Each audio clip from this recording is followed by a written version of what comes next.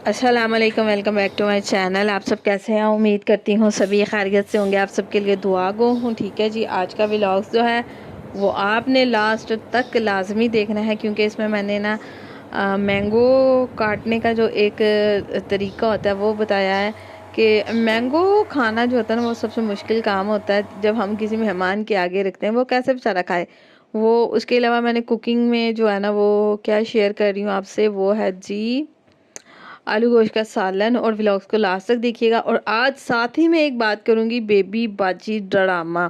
ड्रामे तो बहरहाल मैं बहुत कम देखती हूँ, लेकिन एक एपिसोड जब मैंने इसकी देखी तो फिर मैंने इसकी ना 4 से 5 एपिसोड भी देखी। बेबी बाजी ड्रामे में लास्ट एपिसोड थी आज की, यकीनन आप सभी ने देखी होगी। उसमें उन्होंने क्या बताया है कि एक औरत के, देखिए वो अपने बच्चों को किस तरह से पालती है।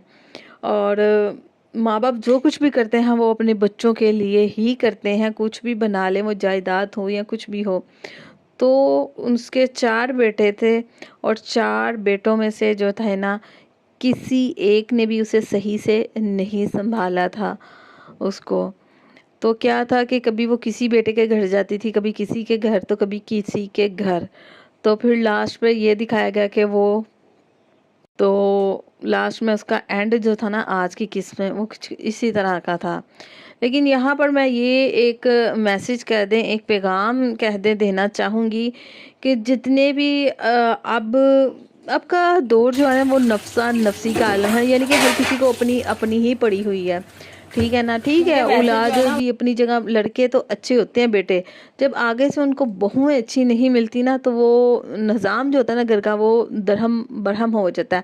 फिर अब कुछ लड़के भी होते हैं वो भी अपने घर को लेके चाह रहे होते हैं कि चलो जी अच्छे तरीके से जो है ना मैनेज करके चलते हैं।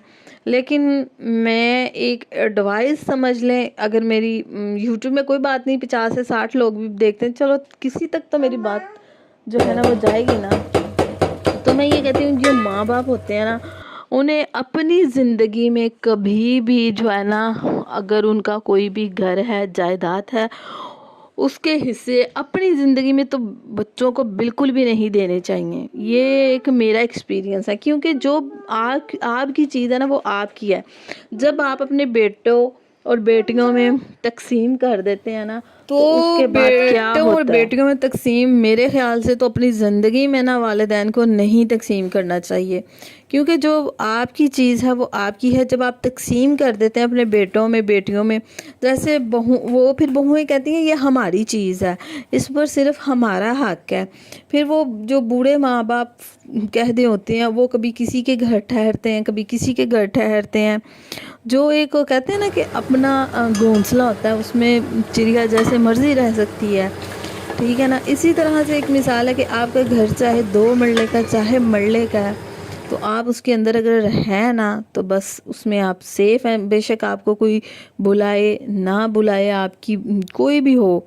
तो इस ड्रामे को बहुत से लोगों ने लाइक किया, क्योंकि ये जो ड्रामा था ना बेबी बाजी का, ये था कहानी घर घर में, घर घर की, सॉरी मैं कह रही थी मैं, क्योंकि मेरे ख्याल से हर घर में नहीं तो आज के दौर में 95% घरों में बहुत सारी बेबी बाजी की तरह होंगी।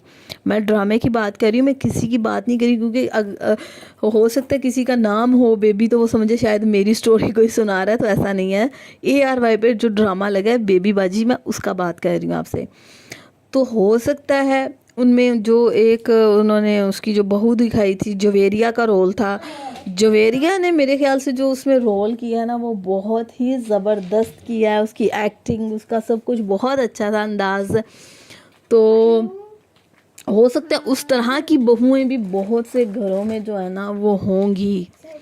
तो इसी तरह से ये घरों की कहानियाँ होती हैं, फिर एक ड्रामा बना के उसको पेश किया जाता है। हर ड्रामा कोई ना कोई आपको एक मैसेज, एक सबक दे रहा होता है, लेकिन हम बदकिस्मती से ऐसा होता है कि बहुत से लोग ड्रामों का ना उल्ट फ़ायदा उठाते हैं। वो देखते हैं कि उसमें ये वाली होशियारी, ये वाली चालाकी दिखाई थी, हम भी ऐसे करते हैं। वो ये नहीं देखते कि उसके लास्ट पे क्या हुआ था। वो कहते हैं ना कि बुरे का काम का नतीजा हमेशा जो है वो बुरा ही होता है, चाहे वो किसी भी मोड़ पर उसका सिला बुरे का काम के नतीजे का बुरा ही मिलता है। तो उन्होंने लास्ट पर यही बताया, यही उसका एक ड्रामे का था कि जब आपके वालिदैन ज़िंदा हों आप उनकी इज़्ज़त करें, उनकी कदर करें, उनके हकूक़ों को पूरा करें। क्योंकि कुछ घरों में ऐसे भी तो होंगे ना मर्द हजरात, तो जैसे वो बेबी बाजी के ड्रामे में दिखाया कि उनके बेटे कैसे थे, तो फिर लास्ट पे आके जाहिर है जब वो इस दुनिया से चले जाते हैं तो लोग फिर उन्होंने क्या दिखाया, यही बताया कि फिर वो पछताते हैं और पछताने के अलावा फिर कुछ भी नहीं होता। तो देखिए ड्रामा जो था ना वो काफ़ी हिट गया बेबी बाजी वाला ARY बेजाज। बहरहाल मैं तो सिर्फ इतना सा कहूँगी, चलते चलते वो भी बात हो गई आज के व्लॉग्स में, और दिखा कुछ रही थी और बात किसी और टॉपिक पर हो गई। बहरहाल कुकिंग की रेसिपी तो आपने मेरी देख ही ली होगी, वो ही अमूमन सभी चीज़ें जो थी, आलू गोश्त का मैंने सालन बनाया था ना जब, तो वो अदरक लहसुन प्याज सब कुछ मिक्स कर दिया, हस्बे ज़रूरत नमक मिर्च डाल दी थी, भूना, फिर उसमें वो आलू डाल के भुने, बस इसी तरह से वो अच्छा बन गया था अल्हम्दुलिल्लाह सालन। तो अच्छा जी, यहाँ पर जो है ना मैं बात करूँगी आम को काटने का तरीका। तो आम के छिलके आपने अच्छे से उतार लेने हैं, मैंने तो इस तरह ही करती हूँ। अच्छा मेहमान आएगा ना इस तरह से जब हम उसके आगे सर्व करेंगे ना, उसको खाने में भी मज़ा आएगा। आजकल के मौसम में आम आपको पता है बहुत ही लजीज और बहुत ही मीठे से आम आ रहे हैं। तो आपने क्या करना है कि मैंने इस तरह से छिलके उतार लिए थे, छोटे छोटे से इसके टुकड़े कर लिए थे आम के, और जो उसकी गुठली होती है ना आप उसको भी वेस्ट मत करें, उसको लास्ट में आप खुद खा लें। नहीं तो मैंने तो पता क्या किया था, मैंने ना गुठली के यानी कि से अच्छे से ना जो आम की जो है ना वो मैंने कटिंग की थी कि गुठली को भी कुछ लगा ना रहे। इसी तरह से इसके अच्छे से पीसीस कर लें। मेरे पास यहाँ पर फ़िलहाल प्लेट थी, क्योंकि मैंने प्लेट में ही डाल लिया। अगर आपके पास कोई अच्छी सी प्यारी सी छन्नी है जिसे आप कटोरी कहते हैं, आप उसमें भी सर्व कर सकते हैं। और इसके साथ एक आप फॉर्क रखें, यानी कि कांटे वाला चमचा रखें और मज़े से खाएं, ठीक है ना। ये है जी इसकी फाइनल लुक, इसलिए ये देखें जी। इसके ऊपर थोड़ा सा अब डालूंगी गरम मसाला। जो मैं रिव्यू आपको दूंगी ना वो ये है कि ये मैंने ना, मेरे बाल इतने ज़्यादा रफ़ हो गए हैं कि मैं आपको क्या बताऊं, बहुत ही ज़्यादा। तो मैंने बहुत ज़्यादा ड्राई हैं मेरे बाल, ठीक है। तो मैंने ना अब ये डव का मंगाया है, अल्ट्रा केयर। अच्छा यहाँ पर देखें, ये है जी शैम्पू फॉर ड्राई हेयर। तो ये वाला जो है ना ये ड्राई हेयर के लिए है। जैसे मेरे बाल इतने ज़्यादा खुश्क हैं और कोई उनमें शाइनिंग भी नहीं है, तो इसलिए ना मैंने तेल भी लगाया लेकिन कोई अच्छा खासा फ़र्क नहीं मुझे महसूस हुआ। तो इसलिए मैंने जो है ना अब ये वाला लेके आई हूँ डव का। अभी मैंने इसको यूज़ नहीं किया। इसकी प्राइस क्या है वो भी मैं आपको बताती हूँ जी। इसकी जो प्राइस है ना ये 1090 रुपये का है। ये रियल 1090 का नहीं है, इन्होंने टैक्स भी इसके अंदर ही जो है ना इंक्लूड किया। अब मुझे नहीं पता कि टैक्स इन्होंने कितना लिया, 25% लिखा हुआ है टैक्स इसके ऊपर, ठीक है।